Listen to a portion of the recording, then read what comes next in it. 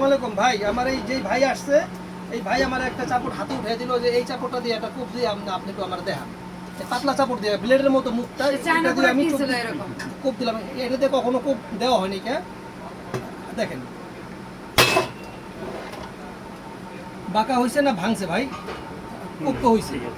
যদি আপনি শক্ত হাতে কোপ দেন আমাদের মেটালগুলোর কোনো সমস্যা হবে না, এটা আমি চ্যালেঞ্জ করতে পারি। আর যদি কোনো ভুল ত্রুটি হয় আমি আপনাদের সংশোধন করে দিব। ভাই একটা চায়না চাপড় নিছিল। চায়না চাপড়টা কি হয়েছে ভাই? ওই হাড় কাটতে গিয়ে মানে দাঁতগুলা বাঁকা হয়ে গেছে। আমারটা বাঁকা হয়েছে ভাই? না, এটা তো লোহা দিয়ে এটা লোহা করতেছি আপনি চায়না নিবেন কেন? তারপরে যদি সমস্যা হয় আমি ঠিক করে দিব। উনি চায়না চাপড়টা কিনছেন কয় টাকাতে কিনছেন? আমার প্রায় ওইটা আর একটা চাকু কিনছিলাম প্রায় 3,500 টাকা। 3,500 টাকা। দাদা দিচ্ছে 1500 টাকায়। দাদা দিচ্ছে 1500 টাকা আর 3,500 টাকাতে কিনছে, কিন্তু কাজ করতে পারতেছে না। আপনি আমার কাছ থেকে পণ্য নেন,